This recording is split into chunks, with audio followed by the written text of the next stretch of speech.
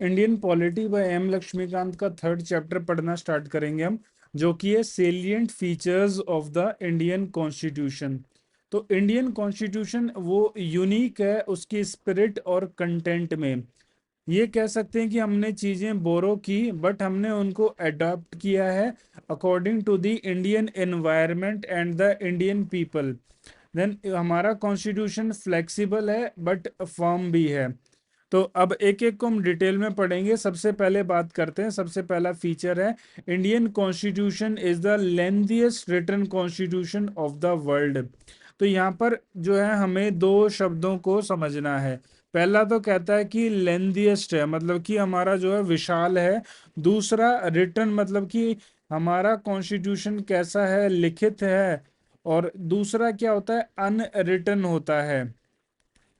अब इन दोनों में क्या फर्क होता है, तो यहाँ पर जो है लिटरली मीनिंग से मत जाना कि जो अनरिटन है तो वो कहीं लिखा ही नहीं हुआ है। एग्जाम्पल अगर हम बात करें तो हमारा रिटन कॉन्स्टिट्यूशन है, और ऐसे ही यूएसए का भी जो है रिटन कॉन्स्टिट्यूशन है। वहीं अनरिटन कॉन्स्टिट्यूशन ब्रिटेन का है। मतलब कि अनरिटन से मतलब है कि एक जगह कंपाइल्ड नहीं है। अगर आपसे भारत का कोई संविधान मांगता है तो आप एक बुक पकड़ा सकते हो उसे, but as compare to the, हम अगर उसको कंपेयर करें ब्रिटेन से, तो ब्रिटेन में क्या है, ब्रिटेन में ये होता है कि हर एक लॉ जो है वो कॉन्स्टिट्यूशन में ऐड हो जाता है, वो कॉन्स्टिट्यूशन का पार्ट बन जाता है। तो अगर हम उनसे मांगे कि तुम अपना कॉन्स्टिट्यूशन हमें प्रोवाइड करें, तो वो ऐसा नहीं कर पाएंगे। तो इसलिए उनको अनरिटन कॉन्स्टिट्यूशन कहा गया है। तो लिखित में जो है सबसे बड़ा कौन सा है, हमारा है, जो एक जगह कंपाइल्ड है, जिसे हम किसी को एज अ बुक प्रोवाइड कर सकते हैं। अच्छा, ऐसा क्यों हुआ, हमारा जो लेंथीएस्ट कॉन्स्टिट्यूशन पूरे वर्ल्ड का कैसे हुआ?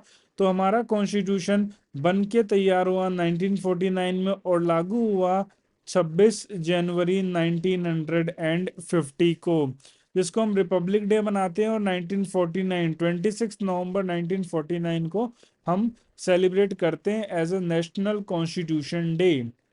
तो जब हमारा कॉन्स्टिट्यूशन लागू हुआ तो उसमें एक प्रियम्बल 395 आर्टिकल 22 भागों में बटा हुआ था और 8 शेड्यूल थे।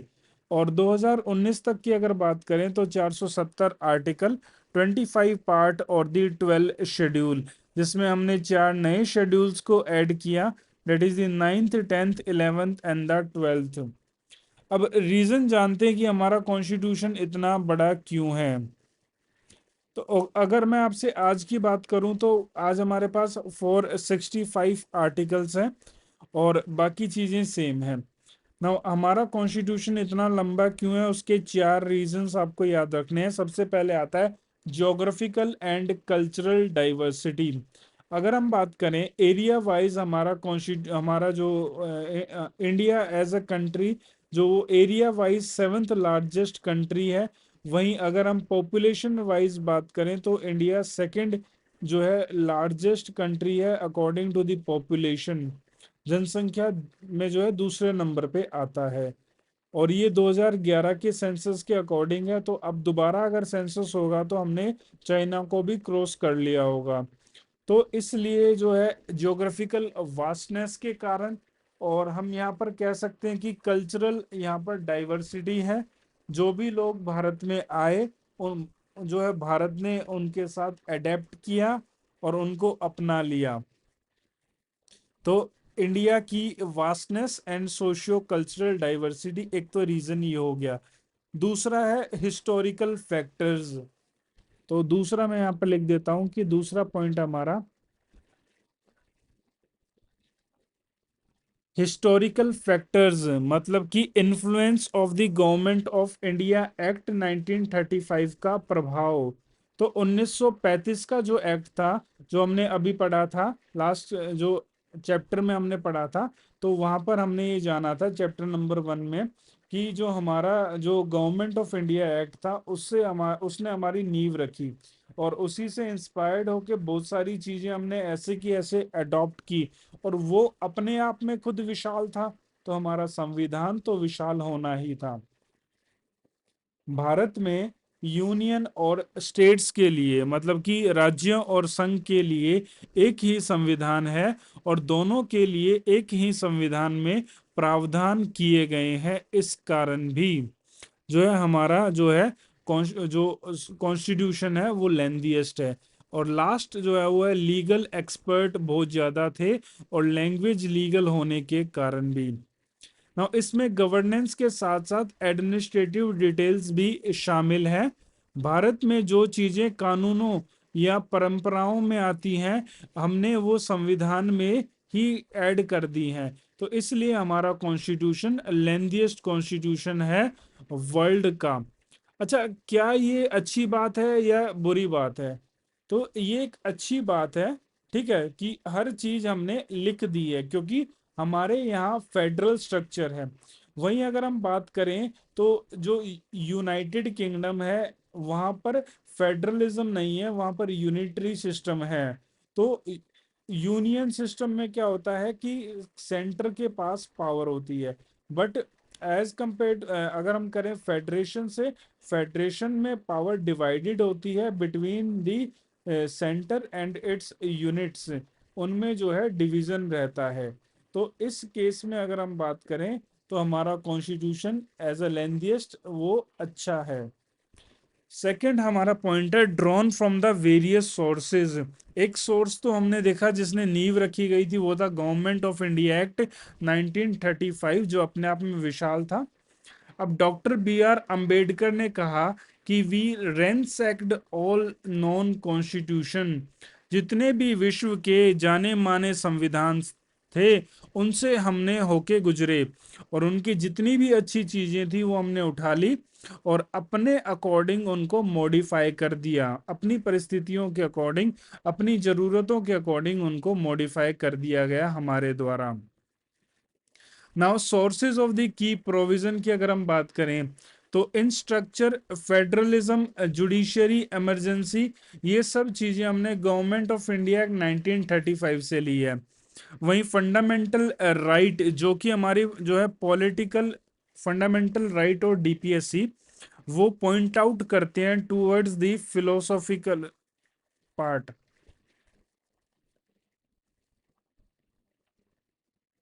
तो फंडामेंटल राइट हमने अमेरिका डेट इज यूएसए से लिए हैं, और डीपीएसपी हमने आयरलैंड से लिए हैं। वहीं हमारा पॉलिटिकल पार्ट हमने जो है वो ब्रिटेन से लिया है। तो पॉलिटिकल पार्ट हमारा क्या है, डेट इज पार्लियामेंट्री सिस्टम हमने यूनाइटेड किंगडम से लिया है। Federation with strong centre Canada से, कॉन्करेंट लिस्ट का प्रावधान ऑस्ट्रेलिया से, और फंडामेंटल ड्यूटीज हमने यूएसएसआर से, इसको बाद में ऐड किया हमने। प्रोसीजर इस्टेब्लिश्ड बाय लॉ हमने ये कंसेप्ट जापान से लिया है।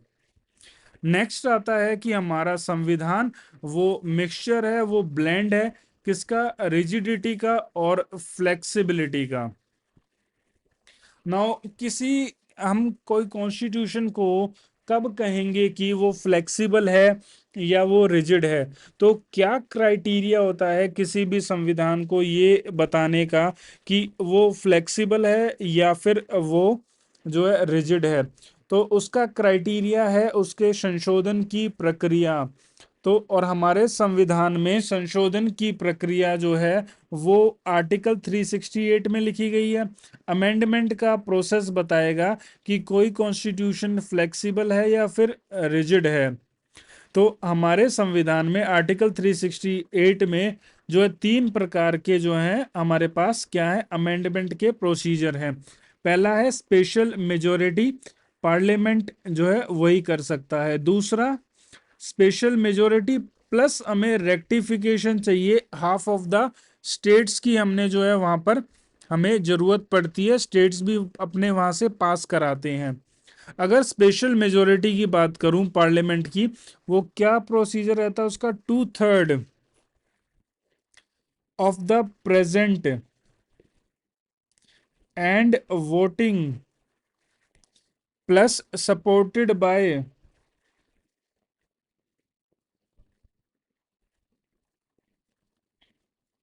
More than 50% of the total strength. And third हमारा आता है सिंपल मेजोरिटी। ऑर्डिनरी लॉ की तरह संशोधन किया जा सकता है, जैसे कि हम नॉर्मल लॉ में जो है संशोधन करते हैं। तो सुप्रीम कोर्ट 1973 में केशवानंद भारती केस में बेसिक स्ट्रक्चर की डॉक्ट्राइन इंट्रोड्यूस की थी कॉन्स्टिट्यूशन में। तो ये कहा गया था कि संविधान का मूल ढांचा बदला नहीं जा सकता, मतलब कि जो पिलर्स जिन पे संविधान टिका हुआ है उन पिलर्स को हम नहीं हटा सकते। अगर हमने उन पिलर्स को हटा दिया तो हमारा संविधान जो है वो ब्रेक हो जाएगा, वो गिर जाएगा। तो इसलिए जो है बेसिक स्ट्रक्चर ऐसे कैसे रहना चाहिए, उनसे कोई छेड़छाड़ नहीं होनी चाहिए। ये सुप्रीम कोर्ट ने 1973 केशवानंद भारती के जजमेंट में कहा। अब अमेंडमेंट के प्रोसीजर दो प्रकार का हमने यहाँ पे पढ़ा। एक तो स्पेशल मेजोरिटी, और तो जहां भी स्पेशल मेजोरिटी है वो टफ होता है, वो प्रक्रिया उसकी टफ है। तो अमेंडमेंट का अगर प्रोसीजर टफ है तो वो रिजिड है, और अगर वहीं आसान है तो वो फ्लेक्सिबल है। जैसे कि सिंपल मेजोरिटी। अब सिंपल मेजोरिटी से हम क्या कर सकते हैं? सिंपल मेजोरिटी से हम जो है अमेंड कर सकते हैं, जैसे कि article 2 and 3 of the constitution. किसी स्टेट को जो है स्टेट, नया स्टेट बनाना हो, या फिर किसी स्टेट को किसी दूसरे स्टेट में मिलाना हो, स्टेट का नाम बदलना हो, इस तरह के प्रावधान। वहीं स्पेशल मेजोरिटी हाफ स्टेट का रेक्टिफिकेशन चाहिए, तो इसका एग्जांपल है जीएसटी। ना ये था हमारा थर्ड पॉइंट। आगे बढ़ते हैं और पढ़ते हैं फोर्थ पॉइंट हमारा है फेडरल सिस्टम विद यूनिटरी बाइस। मतलब कि हमने फेडरल सिस्टम के फीचर्स अडॉप्ट कर लिए, बट हमारा झुकाव किसकी तरफ है? यूनिटरी की तरफ झुकाव है। तो ये कहा गया कि नॉर्मल, मतलब कि सामान्य दिनों में, नॉर्मल डेज में जो हमारा संविधान है वो कैसे वर्क करेगा? As a federal system work करेगा। ना फेडरल सिस्टम का जो है फीचर अभी हम पढ़ेंगे, तो उसमें मेन जो फीचर होता है वो होता है डिसेंट्रलाइजेशन, विकेंद्रीकरण, लाइजेशन। और अगर इमरजेंसी के टाइम पे वो यूनिटरी बन जाएगा। तो इंडियन कॉन्स्टिट्यूशन फेडरल फॉर्म में है और यूनिटरी है स्पिरिट में। नाउ फेडरल के फीचर कौन कौन से हैं? दो गवर्नमेंट है, मतलब कि सेंटर की गवर्नमेंट, स्टेट की गवर्नमेंट। दो नहीं कहेंगे, हम इसको 3 टायर भी कह सकते हैं। और थर्ड जो है वो पंचायत है, that is the panchayat system. Division of the power, शक्तियों का विभाजन है, जो कि हमें मिलता है देखने को शेड्यूल 7 में। हमारा संविधान लिखा हुआ है। अच्छा, लिखे होने से कैसे फेडरल होता है? तो अगर हम बात करें फेडरल में क्या होता है, दो यूनिट्स के बीच में जो है समझौता होता है।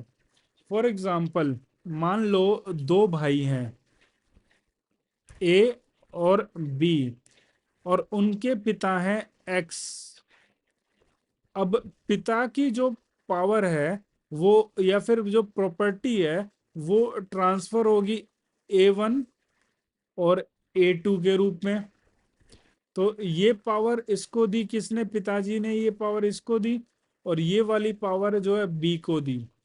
तो पिताजी कौन है यहाँ पर? कॉन्स्टिट्यूशन पिताजी है। और उसने, कॉन्स्टिट्यूशन ने पावर दी किसको? बेटा नंबर 1 जो कि है सेंटर, ये बड़ा बेटा है, और बड़े बेटे के पास अधिक शक्तियां हैं। ठीक है। और इसको पावर दे दी कि जो तुम, जो छोटा बेटा है, जो कि स्टेट्स हैं उनसे तुम बड़े हो, तो इमरजेंसी में या फिर अदर प्रोविजंस में आप अपने बेटों की जो है पावर छीन सकते हो, मतलब कि स्टेट्स की पावर सेंटर ले सकता है। अब मान लो ये लिखित ना हो कि किसकी किसकी क्या शक्तियां होंगी, मतलब कि सेंटर की क्या पावर होंगी, स्टेट की क्या पावर होंगी। अगर वो कहीं लिखी ना हो, पिताजी ने किसी दस्तावेज में लिखी ना हो, तो उसमें क्या होगा? लड़ाई होगी।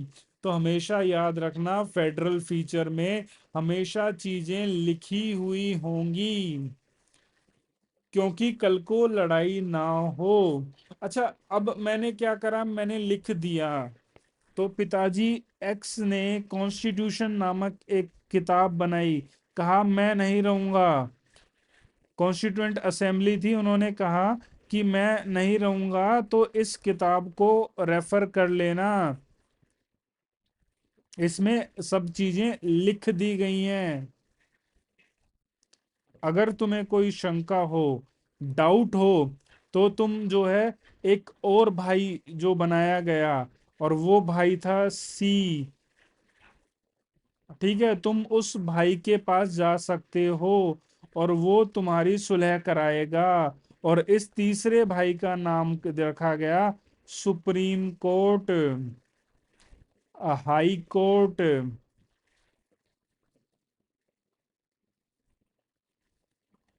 अगर विवाद हुआ तो जो चीजें लिख दी गई उसको लेके तुम जो है सुप्रीम कोर्ट में और हाई कोर्ट में जा सकते हो। तो यहाँ पर जुडिशरी क्या होगी, सुप्रीम होगी। अच्छा, सुप्रीम जुडिशरी भी नहीं है, सबसे सुप्रीम तो कौन है, वो जो है हमारा संविधान है। संविधान सबसे सुप्रीम है, याद रखना, फेडरल स्ट्रक्चर में सुप्रीम कौन है, ये जो किताब लिखी गई है वो सुप्रीम है, क्योंकि उसी से जो है शक्तियां मिल रही हैं, इसी से शक्तियां मिल रही हैं ए को, इसी से बी को, और इसी से शक्तियां सी को मिल रही हैं। ठीक है, याद रखना, इसी से ए बी सी को मिल रही है। तो सुप्रीम क्या हुआ, कॉन्स्टिट्यूशन। जुडिशरी कैसी होगी, इंडिपेंडेंट होगी। क्या ए और बी भाई का दबाव होगा सी पे, नहीं होगा, इंडिपेंडेंट होगी। और बाइकैमरल जो है, यहाँ पर लेजिस्लेचर हो भी सकता है और नहीं भी, ठीक है। पर होगा क्या, रिटन कॉन्स्टिट्यूशन होगा, शक्तियों का विभाजन होगा, सुप्रीमेसी कॉन्स्टिट्यूशन की होगी, और जुडिशरी होगी, इंडिपेंडेंट होगी न्याय करने के लिए। ठीक है, आई होप ये चीजें समझ में आई हो। थोड़ा कॉम्प्लिकेटेड है, बट मैंने कोशिश किया जो है आपको आसान शब्दों में समझाने के लिए। अब बात कर लेते हैं कि यूनिटरी का फीचर क्या होगा, स्ट्रॉन्ग, सेंटर स्ट्रॉन्ग होगा। अब उस केस में क्या था कि एक पिताजी थे एक्स, उन्होंने जो है एबीसी को पावर दे दी, और बाद में अपने मरने के बाद जो है अपनी वसीयत कॉन्स्टिट्यूशन नाम की किताब में लिख के चले गए, और उसका इंटरप्रिटेशन जो है किसको पावर दे दी, सी नाम के बेटे को दे दी थी। ठीक है, बट यहाँ पर क्या है, ए जो है, ए जो बेटा है, वो जो है वो पावर है, सबसे ज्यादा पावर ए के पास है। ठीक है, मतलब कि ए जो है वो सेंटर है, वो स्ट्रोंग है। यहाँ पर कॉन्स्टिट्यूशन होगा, बट हमेशा याद रखना, यहाँ पर सिंगल कॉन्स्टिट्यूशन होगा एंड सिंगल सिटीजनशिप होगी। इमरजेंसी पावर्स होंगी। स्टेट गवर्नर को अपॉइंट कौन करेगा, सेंटर करेगा। ऑल इंडिया सर्विसेज होगी, और इंटीग्रेटेड जुडिशरी होगी। अच्छा, ये फीचर्स हमने भी अपना लिए, क्योंकि इनसे ज्यादा हमारे फेडरल को फर्क नहीं पड़ रहा था। इसीलिए हमारे संविधान के आर्टिकल नंबर 1 में हमने क्या लिखा, इंडिया डेट इज भारत। अच्छा, उसमें दो चीजें लिखी गई हैं। आर्टिकल 1 में जब आपको पढ़ाऊंगा तो मैंने वहां पर मैं आपको बताऊंगा कि उस आर्टिकल 1 में दो चीजें उससे पता चलती हैं। एक तो है नेम ऑफ द कंट्री, और दूसरा हमें पता चलता है that is the type of polity. Now अगर हम बात करें आपसे, नेम ऑफ द कंट्री क्या है, नाम इंडिया, नया नाम मॉडर्न नेम, और इसके अलावा at the rate that is the Bharat, India जो कि भारत है, जो कि उसका पुराना नाम है, एंशियंट नेम है। एंड टाइप ऑफ पॉलिटी क्या है, वो लिख दी, यूनियन ऑफ स्टेट्स। इसको डिटेल में डिस्कस करेंगे जब हम चैप्टर पढ़ेंगे यूनियन एंड इट्स टेरिटरीज। अच्छा, यूनियन ऑफ द स्टेट्स का मतलब क्या है, कि स्टेट्स के पास अलग होने की शक्ति नहीं है। मतलब कि 28 राज्य, 8 यूनियन टेरिटरीज, इनके पास अलग होने की शक्ति नहीं है। वेयर एज जो कि फेडरेशन हमें देखने को मिलता है कहाँ पर, एट द यूएसए, देयर, वहां पर क्या हुआ है कि जो भी स्टेट्स थे उन्होंने मिलके एक फेडरेशन बनाया है, और वो अब मिलके एक बनाया तो वो अलग भी हो सकते हैं। अब एक्सपर्ट्स की राय जान लेते हैं। केसी विहरे ने कहा कि कॉन्स्टिट्यूशन क्वासी फेडरल है।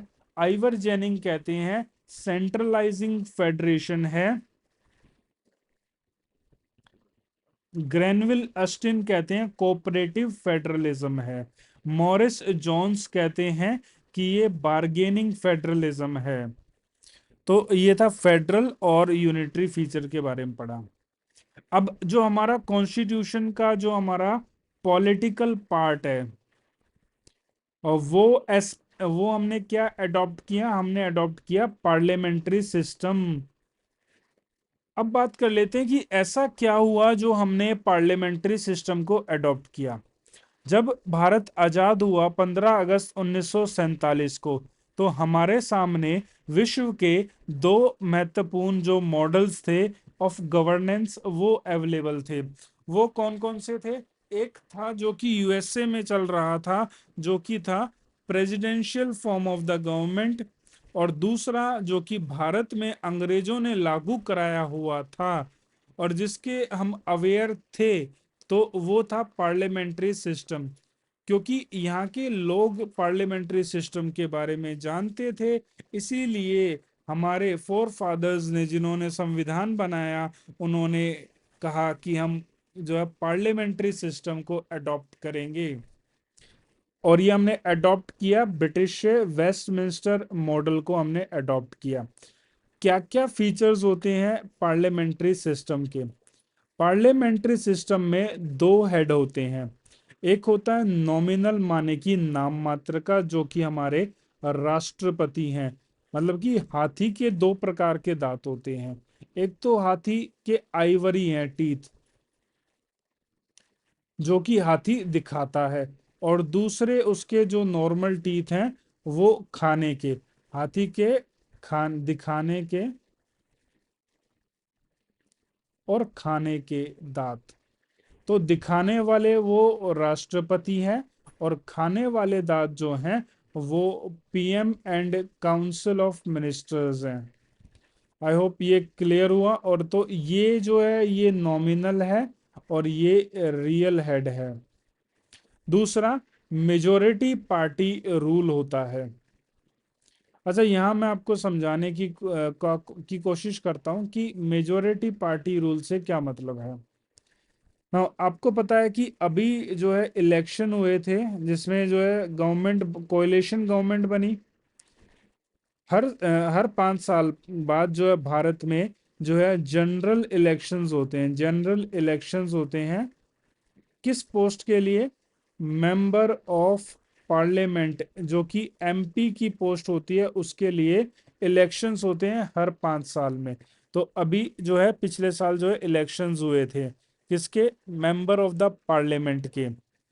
नाउ क्या होता है कि सबसे पहले लेजिस्लेचर, मतलब कि विधायिका में जो है मेंबर ऑफ पार्लियामेंट चुन के आते हैं। हम लोग वोट डालते हैं और हम अपने क्षेत्र से एक व्यक्ति को चुन के संसद में भेजते हैं। तो संसद माने लोकसभा में भेजते हैं, और लोकसभा में 543 लोग जो हैं हमारे द्वारा भेजे जाते हैं। तो वो 543 बहुमत जिन्होंने बनाई, 543 का 50% मान लो, मतलब कि आधा हमें चाहिए होता है, 272 बहुमत चाहिए होती है। तो अभी बहुमत किसकी है? कोएलिशन गवर्नमेंट की है। एनडीए सरकार ने बहुमत इलेक्शन में ली। तो जो पार्टी जिसकी सबसे अधिक सीटें आती हैं, तो वो पावर में आ जाती है, तो वो मेजर पार्टी होती है। तो मेजोरिटी पार्टी का रूल होता है पार्लियामेंट्री सिस्टम में। 5 साल कार्य करने का अधिकार लोगों द्वारा उस पार्टी को दिया जाता है। अब कलेक्टिव रिस्पॉन्सिबिलिटी टू लेजिस्लेचर, एक होता है विधायिका।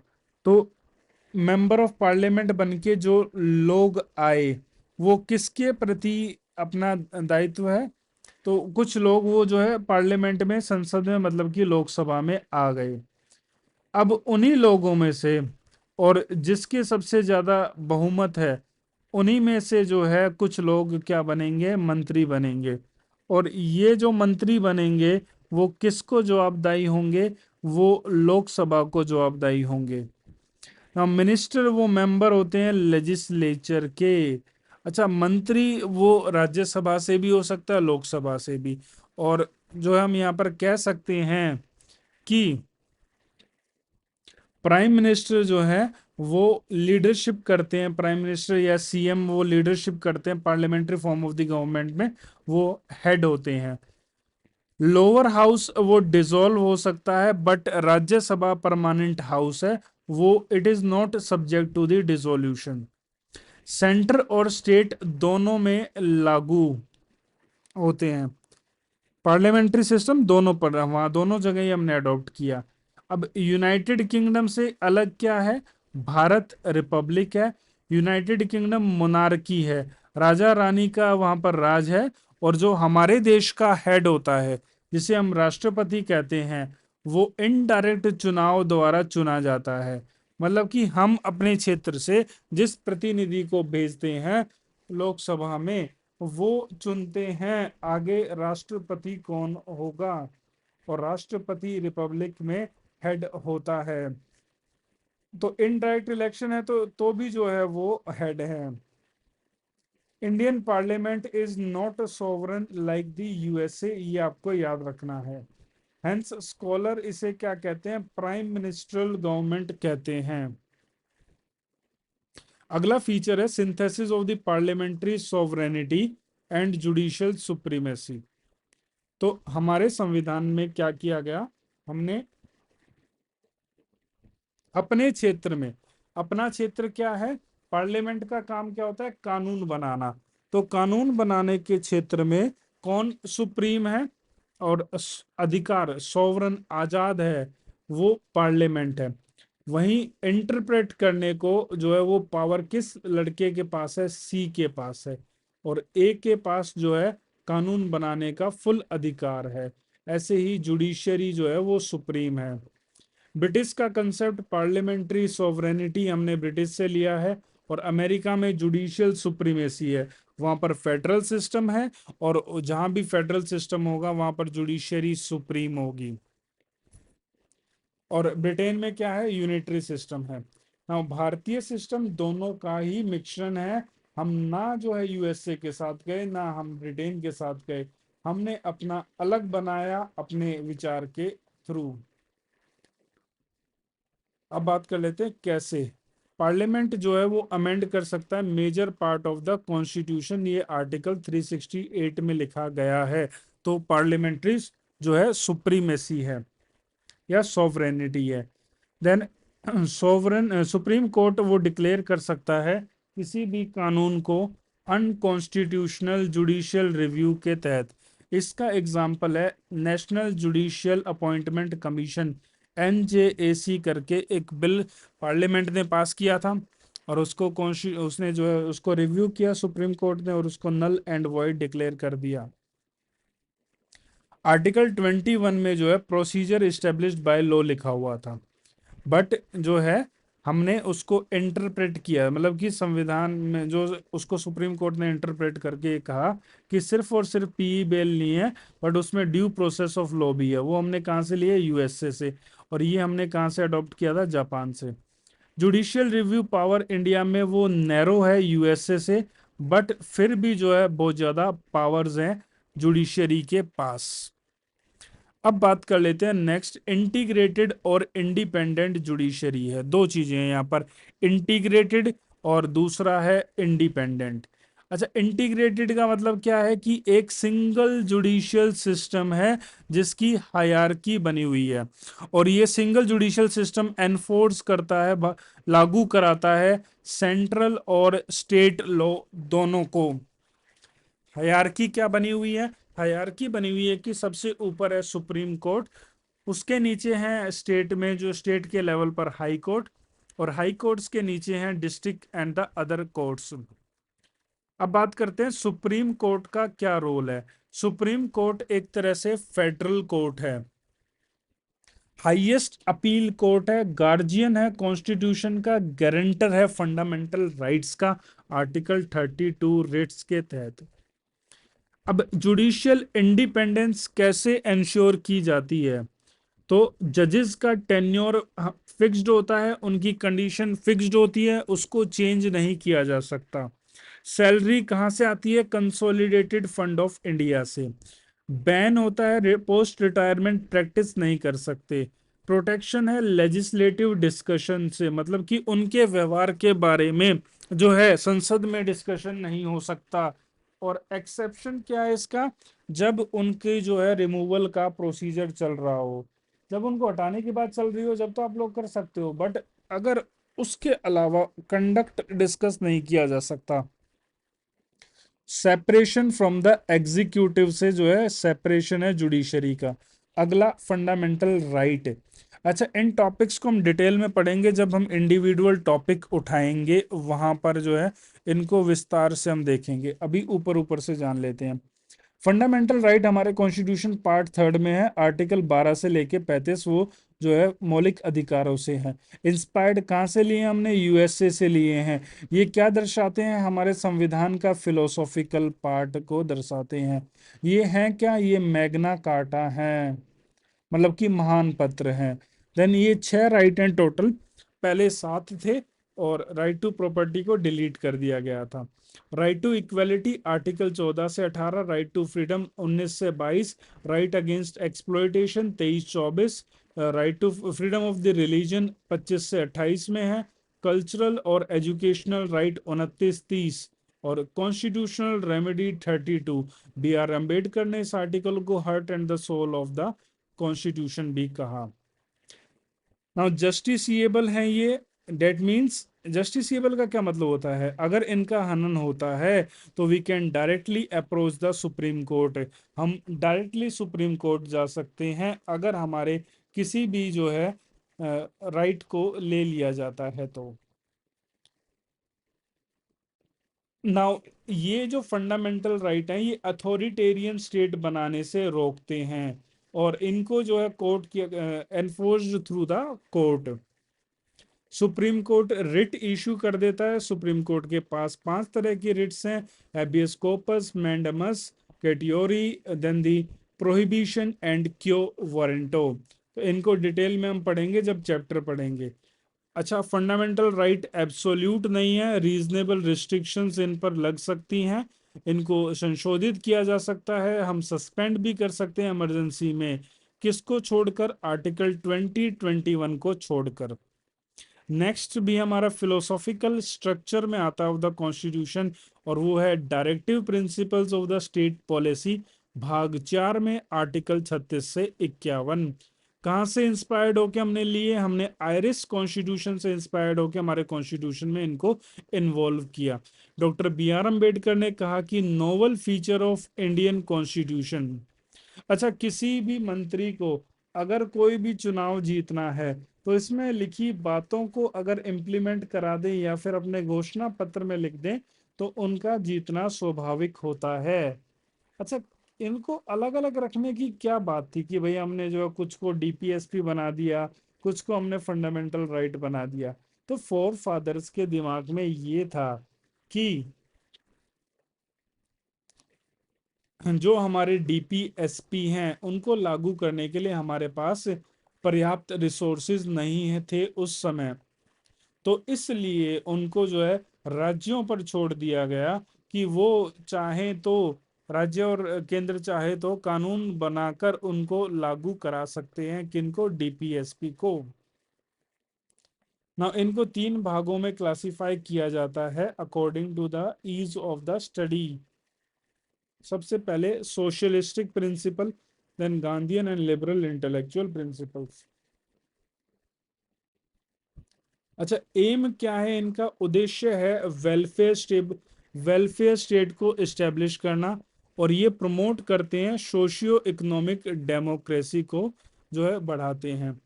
नेचर नॉन जस्टिसिएबल है, अगर इनका हनन होता है तो हम directly we can not approach the supreme court and the high court, court इसमें इंटरफेयर नहीं कर सकते। मॉरल एंड पॉलिटिकल ऑब्लिगेशन होती है सरकार पर, governance must apply these while making the laws. तो गवर्नर या फिर स्टेट गवर्नमेंट्स वो अगर कानून बना रहे हैं तो इन पर ध्यान दें। इंडियन कॉन्स्टिट्यूशन को is founded on the balance of the fundamental right and the DPSP. अब बात कर लेते हैं, नेक्स्ट आता फंडामेंटल ड्यूटी, जो कि पार्ट 4A में है, आर्टिकल 51A। इनको इंट्रोड्यूस किया गया था 42वें संविधान संशोधन 1976 में।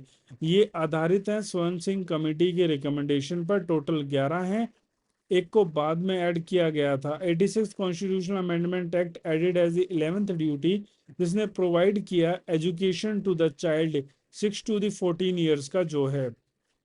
नाउ रिस्पेक्ट की ड्यूटीज कौन सी हैं? Respect constitution, national flag, anthem, protect sovereignty, unity, integrity, promote the brotherhood, preserve the cultural heritage and develop scientific temper, safeguard the public property, strive for the excellence. अगर इनकी इनकी nature की अगर बात करें, नॉन जस्टिसिएबल है, पर अदालत एनफोर्स नहीं कर सकती इनको। मोरल रिमाइंडर है टू द सिटीजन्स को, जिम्मेदार मतलब कि अगर आपके राइट्स हैं तो आपका कुछ कर्तव्य भी है, आपकी कुछ ड्यूटीज भी हैं। नेक्स्ट फीचर है हमारे संविधान का सेक्युलर स्टेट।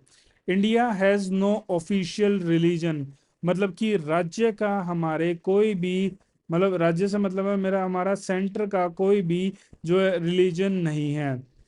हर एक फेथ, हर एक धर्म के लोगों को इक्वल ट्रीट किया जाता है ना। प्रोविजन हमारे संविधान में जो इशारा करते हैं सेक्युलरिज्म की तरफ। तो 42nd अमेंडमेंट एक्ट 1976 के तहत सेक्युलर शब्द को जोड़ा गया था प्रियम्बल में। Preamble freedom of the belief, faith and the worship. Article 14 equality before law. Article 15 no discrimination religion के बेसिस पे। Equal public employment opportunity. Article 16, article 25 to 28 ये तो रिलीजन से ही रिलेटेड थे। देन ये है freedom of the religion and worship. Religious denomination can manage the affairs, no tax for religious promotion, no religious instruction in the government schools में। Article 29 right to conserve the culture and the spirit, minorities run कर सकते हैं institute, article 30 में है। Article 44 कहता है uniform civil code, DPSP. Indian secularism, अच्छा world में दो मॉडल मिलते हैं हमें, डेट इज द, एक होता पॉजिटिव सेकुलरिज्म, एक होता नेगेटिव सेकुलरिज्म। और भारत का secularism the type is the positive secularism. हर एक धर्म को समान समझना, समान नजरिए से देखना, आंकना, वो कहता है that is the Indian secularism. Western secularism complete separation की बात करता है, चर्च वर्सेस द स्टेट, कि धर्म का राज्य में कोई भी रोल नहीं होता है। नेक्स्ट है हमारा universal adult franchise, voting right to all citizen aged 18 से अबव विदाउट एनी डिस्क्रिमिनेशन। हर एक व्यक्ति जो कि जिसकी आयु 18 वर्ष से ज्यादा है, हर एक व्यक्ति को वोट डालने का अधिकार है ना। इसको ऐड किया गया था जो है बाद में संशोधित किया गया था, 61st amendment act 1988, Rajiv Gandhi government थी, और इसमें हमने वोटिंग एज को घटा के 21 से जो है घटा के 18 कर दिया था। सिग्निफिकेंस क्या? मास पार्टिसिपेशन, इक्वलिटी इंश्योर होती है, minorities and the weaker section get the voice and the enhance करता है डेमोक्रेसी की legitimacy. Despite the illiteracy, poverty size, a bold democratic step by the constitutional makers के द्वारा। अगला important feature है, एक हमारा सिंगल कॉन्स्टिट्यूशन है for both the centre and the state के लिए, दोनों के लिए हमने एक ही संविधान बनाया है। अनलाइक द यूएसए जहाँ पर डुअल सिटीजनशिप है, नेशनल की भी उनके जो है सेंटर की भी, और वहाँ के जो राज्य हैं वहाँ के भी वो लोग नागरिक होते हैं। बट भारत में एक ही सिटीजनशिप है और हम जो है पूरे भारत के नागरिक हैं। Meaning equal right across the all state, हर एक राज्य में समान जो है अधिकार होते हैं। नो स्टेट बेस्ड डिस्क्रिमिनेशन, राज्य संबंधित कोई भी भेदभाव नहीं किया जाता है। Despite this caste communal linguistic conflict वो होते रहते हैं। Unity in diversity remain a work in the progress में है। इंडिपेंडेंट कॉन्स्टिट्यूशनल बॉडीज, ये है to ensure check and balances and a healthy democracy. इसकी की बॉडीज क्या हैं, जैसे कि इलेक्शन कमीशन ऑफ इंडिया है जो कि फ्री फेयर इलेक्शन कराता है प्रेसिडेंट के, वाइस प्रेसिडेंट के, लोकसभा के, स्टेट असेंबलीज के। कंट्रोलर एंड ऑडिट जनरल है, ऑडिट करता है गवर्नमेंट के एक्सपेंडिचर को। यूपीएससी एसपीएससी सेंट्रल सर्विस की रिक्रूटमेंट, स्टेट की रिक्रूटमेंट। इनकी इंडिपेंडेंस कैसे इंश्योर की जाती है, इनका फिक्स्ड टेन्योर है, सैलरी कंसोलिडेटेड फंड से आती है, नो आर्बिट्ररी रिमूवल और no interference in the work. अब बात करते हैं इमरजेंसी प्रोविजंस की। हमारी सॉवरेनिटी, यूनिटी और and the constitution in the crisis, उसको बचाने के लिए इमरजेंसी के प्रावधान रखे गए। और ये इंस्पायर्ड था गवर्नमेंट ऑफ इंडिया 1935 से। हमारे संविधान में तीन प्रकार की जो है इमरजेंसीज हैं। National emergency article 352, war, external aggression and armed rebellion. State emergency president का रूल है article 356, constitutional failure in the state. Then next आता है फाइनेंशियल इमरजेंसी आर्टिकल 360 के तहत, threat to the financial stability और क्रेडिट को। Emergency के क्या इफेक्ट्स हैं, जो सेंटर है वो ऑल पावरफुल बन जाता है, सारी पावर सेंटर के पास आ जाती है, स्टेट्स ऑटोनॉमी खो देते हैं, और कॉन्स्टिट्यूशनली फेडरल जो है ये प्रैक्टिकल यूनिटरी।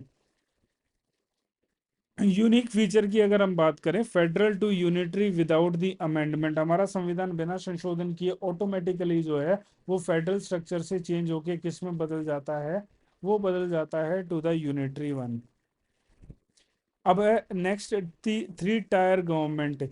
इसको बाद में ऐड किया गया, स्टार्टिंग में ये प्रावधान नहीं था। 73rd 74th अमेंडमेंट एक्ट 1992 के तहत इसको ऐड किया गया। Gave constitutional status to the local governments को, ये कॉन्स्टिट्यूशनल स्टेटस प्रोवाइड करता है। तीन लेवल है, union government, state level government and the local governance.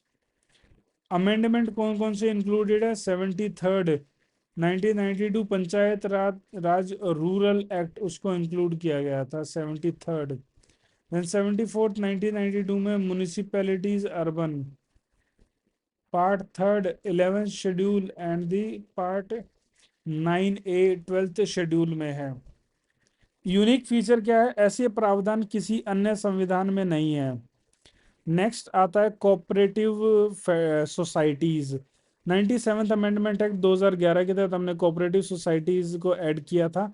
ये एम्पावर और कॉन्स्टिट्यूशनलाइज करती हैं कोऑपरेटिव सोसाइटीज को। की कॉन्स्टिट्यूशनल चेंजेस क्या किए गए, आर्टिकल 19 में फंडामेंटल राइट में राइट टू फॉर्म कोऑपरेटिव को डाला गया। आर्टिकल 43B में जो है directive principle promotion of the cooperatives, इसको ऐड किया गया। देन पार्ट 9B में हमने एक नया पार्ट ऐड किया, that is the 243ZH to the 243ZT। Then ensure करता है डेमोक्रेटिक प्रोफेशनल ऑटोनोमस फंक्शनिंग को। Parliament power over the multi state cooperatives के पास, और स्टेट के पास पावर है ओवर द स्टेट कोऑपरेटिव्स के पास। Criticism of the constitution, despite global apprehension, critics raise the several concern. उन्होंने क्या क्या कंसर्न की भाई, एक ने कह दिया कि बोरोड कॉन्स्टिट्यूशन है, कहा कि बैग ऑफ बोरोइंग है, होच पोच है। अंबेडकर ने कहा कि भाई कोई बुराई नहीं है कहीं से कॉपी करने में, बट उसे अपने अकॉर्डिंग ढाल लिया गया है हमारे द्वारा इंडियन नीड्स के अकॉर्डिंग, तो उसमें कोई बुराई नहीं है। Copy of the 1935 act, carbon copy. Amended government of India 1935, Ambedkar ने कहा कि वी यूज एडमिनिस्ट्रेटिव डिटेल, कब से कब तक, 1935, not its flaws. The next आता है अन इंडियन और anti Indian. Constitution does reflect the Indian cultural ethos को। We wanted the music of veena but got English band के हनुमंथैया। रियलिटी क्या है? Needed modern democratic foundation. Next है un Gandhian constitution है। इसमें फोकस मिस होता है, village panchayat, self rule, swaraj, ये कंसेप्ट है ही नहीं। Criticism linked to the Ambedkar की non alignment and Gandhian model. However panchayati raj was later included by the 73rd amendment. Elephant के साइज जितना है, टू लॉन्ग डिटेल्ड कॉम्प्लेक्स है। Crest is an elephant, so is the constitution, but needed to accommodate the diversity and complexity. Next आता है paradise है किसका? Lawyers का। Legal language makes it the complex बनाती है, ensure litigation over the resolution. Ivoire ginning ने कहा कि लॉयर्स का पैराडाइज है। एच के महेश्वरी ने कहा कि मोर लिटिगेशन लेस ट्रूथफुलनेस। अब भारतीय संविधान पर एक दृष्टि डालते हैं over the article. Part one, 1 से 4 में हमारे यूनियन एंड टेरिटरी, पार्ट 2 में सिटीजनशिप है, आर्टिकल 5 से 11 है। पार्ट 3 फंडामेंटल राइट 12 से 35 में है। पार्ट 4 डीपीएसपी 36 से 51 में है। Then part 4 A fundamental duties 51 A में है। द यूनियन गवर्नमेंट 52 से 151 में है। एग्जीक्यूटिव 52 से 78। पार्लियामेंट 79 से 122। Then the legislative power of the president 123 है। यूनियन जुडिशरी 124 to 147 है। CAG of the India 148 to the 151। And state government में 152 से 237। जनरल 152 में, स्टेट एग्जीक्यूटिव 153 से लेके 167 तक, 168 से लेके 212 तक। Then power of the governor article 213 में लिखी गई है। हाई कोर्ट 214 से 232। सबॉर्डिनेट कोर्ट 233 से 237। पार्ट बी स्टेट जो डिलीट कर दिया गया उसको। Then Indian union territory 239 to 242 है। देन पंचायत 243 to 243 ओ है। Then the municipality 243 P to the 243 Z G है। Cooperative 243 Z G Z H to the employ. Next आगे बढ़ते हैं, union and the state relation 245 से 263। इसमें लेजिस्लेटिव रिलेशन, एडमिनिस्ट्रेटिव रिलेशन आता है। लेजिस्लेटिव 245 से 255 और 256 से 263 एडमिनिस्ट्रेटिव है। फाइनेंस प्रॉपर्टी कॉन्ट्रैक्ट्स हैं 264 से 300 A. Finance 264 to 291। Borrowing 292 to 93। And property etcetera 294 to the 300। Right to property article 300 A में है। Trade and commerce services union की और स्टेट की सर्विसेज पार्ट 14 में। Then PSC UPSC and the SPSC article 315 से 323। Then 14 ए में हमारा tribunals आते हैं 323 ए से लेके 323 बी तक। देन आता है हमारा डेट इज द इलेक्शंस आते हैं पार्ट 15 में 324 से 329 ए तक। Then special provision SC ST OBC 330 से 342। ऑफिशियल लैंग्वेज हमारा आता है 343 से 351 ए में। इसमें पहला चैप्टर कहता है लैंग्वेज ऑफ द यूनियन, दूसरा रीजनल लैंग्वेज, थर्ड कोर्ट की लैंग्वेज और चौथा स्पेशल डायरेक्टिव की बात करता है। इमरजेंसी प्रावधान 352 से 360 में है। मिसलिनियस 361 से 361 से लेकर 367 तक। अमेंडमेंट हमारा प्रोसीजर लिखा गया 368 में। Temporary, transitional and the special 369 to 392। Short title Hindi का टेक्स्ट रिपील ये 393 से लेकर 395 तक। अमेंडमेंट की बात करें तो 7th अमेंडमेंट 1956 उसने डिलीट कर दिया पार्ट 7। 42वां संविधान संशोधन 1976 added the part 4A that is the fundamental duties and part 4A the tribunals 14A। 74th amendment act जो है 9A म्यूनिसिपैलिटीज को ऐड किया गया। द 97th 2011 में added the part 9B cooperative societies. अब important articles of the constitution, संविधान के important article, जैसे कि article 1 name and the territory लिखी हुई है। आर्टिकल 3 कहता है कि formation of new state, alteration of the names and boundaries. अच्छा, आर्टिकल्स को किस तरह से याद करना है, इन वीडियोस में जैसे जैसे आर्टिकल आए आप उनको वहीं पर कंप्लीट करके खत्म कर दें, तो आपको बाद में इतनी मेहनत करने की आवश्यकता नहीं पड़ेगी। आर्टिकल 13 लॉ जो कि इनकंसिस्टेंट है विद फंडामेंटल राइट। 14 कहता है इक्वलिटी बिफोर लॉ। देन 16 कहता है equality of the opportunity in the public employment में। 17 abolition of untouchability. 19 freedom of the speech and the other freedoms है। Then the protection of the life and personal liberty. 21 है right to the elementary education. 25 कहता है कि freedom of the religion. And 30 कहता है minorities के पास right है कि वो रन कर सकते हैं education institution. laws in the favor of DP, directive principle saved. Then right to the constitutional remedy, writ jurisdiction 32। 38 में वेलफेयर स्टेट का promotion of the social order. Then 40 में जो है पंचायत हैं। 44 में यूनिवर्सल यूनिफॉर्म सिविल कोड है। 45 में early childhood care and the education. 46 में welfare of the SC ST and the weaker section. Then 50 में separation of judiciary and the executive. और international peace and the security 51 में है। 51A में fundamental duties. 72 में जो है हमारा पार्डनिंग पावर है राष्ट्रपति की। 74 में काउंसिल ऑफ मिनिस्टर जो कि एड एंड एडवाइज करेंगे किसको, to the aid and advise the president को। देन PM की duty to work to provide info to the president, वो 78 में। देन 110 में डेफिनेशन है मनी बिल की। 112 में यूनियन बजट है, एनुअल फाइनेंशियल स्टेटमेंट जिसको कहते हैं। 123 में प्रेसिडेंट की जो पावर है टू इशू द ऑर्डिनेंस है। देन दी 143 में प्रेसिडेंट की power to consult the supreme court है। देन 155 में अपॉइंटमेंट ऑफ द गवर्नर है। 161 में pardoning power of the governor है। 163 में जो है council of the ministers and aid the governor को, गवर्नर की सहायता करेंगे। देन 167 में CM की ड्यूटीज है कि वो इन्फॉर्म करेगा, गवर्नर को बताएगा। देन 169 में abolition creation of legislative council है। 200 में कहता है कि assent to the bill by the governor. 213 कहता है गवर्नर की पावर ऑर्डिनेंस इशू करने की। 226 में कहता है कि writ jurisdiction of the high court.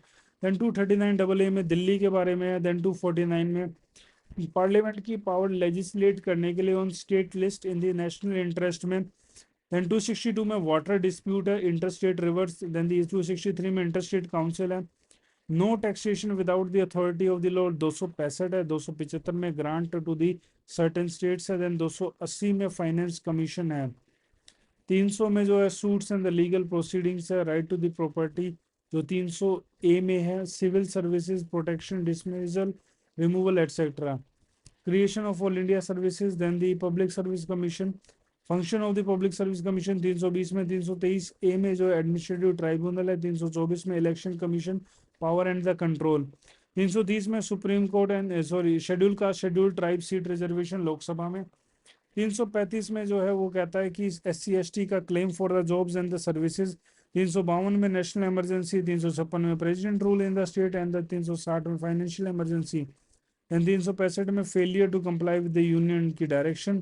368 में procedure to amend the constitution. Special status of the Jammu and Kashmir now abrogated 2019 में। कॉन्स्टिट्यूशन पर एक नजर डाल लेते हैं। 12 की 12 अनुसूचियां पढ़ लेते हैं, बहुत ज्यादा इंपॉर्टेंट है। शेड्यूल 1 जो है वो बात करता है नेम एंड द स्टेट की, नाम लिखे हुए हैं स्टेट के और यूनियन टेरिटरीज के। आर्टिकल 1 और 4 कवर्ड है। Total states and the union territory with the area covered, कितने राज्य, 28 और 8 है यूनियन टेरिटरी। इसको ऐड किया गया था through the constitutional amendment act के तहत। देन शेड्यूल 2 जो है वो सैलरीज, अलाउंसेस, प्रिविलेंसेस एटसेट्रा, वेतन भत्ते और विशेषाधिकार से रिलेटेड है। अप्लाई करता है to the president, governor, speaker and the deputy speaker Lok Sabha, chairman and deputy chairman,